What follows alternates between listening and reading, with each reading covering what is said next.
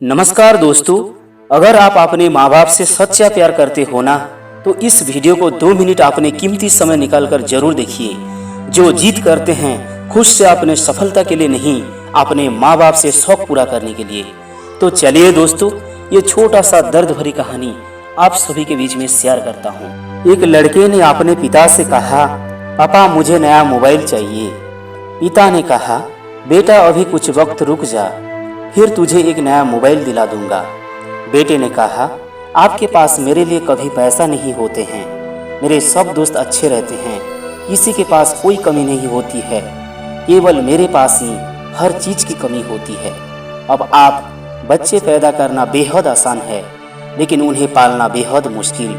जब आप मेरी जरूरत पूरी कर ही नहीं सकते तो क्या मतलब इस घर में रुकने का। मैं घर छोड़कर जा रहा हूँ। बेटा रुक जा, मेरी बात तो सुन, हम तुझे दिला देंगे। माता और पिता ने बेटे को रोकने की, समझाने की काफी कोशिश की, लेकिन वो नहीं रुका। गुस्से में उसने बैग पैक किया और घर से निकल पड़ा। लेकिन घर से निकलते वक्त गलती से उसने अपने पिता का डायरी अपने बैग में डाल ली।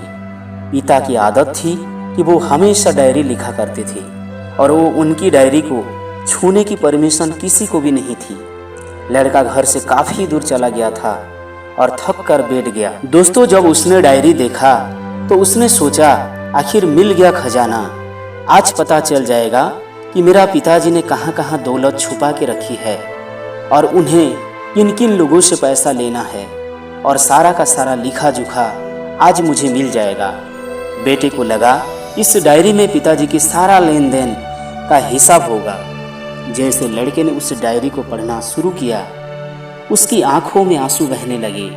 डायरी की शुरुआत पन्ने में बेटे को जो बाइक दी थी उसका हिसाब लिखा था, जिसकी EMI पिताजी अभी तक चुका रहे थे। दूसरे पन्ने में कॉलेज की फीस और एडमिशन का कर्ज लिखा था कि इन लोगों को इतना पैसा वापस देना है। और सबसे आखिरी पन्ने पर लिखा था कि बेटे को अब मोबाइल दिलाना है, उसके लिए मुझे कौन कौन उधार दे सकते हैं, उन सभी लोगों के नाम लिखे हुए थे।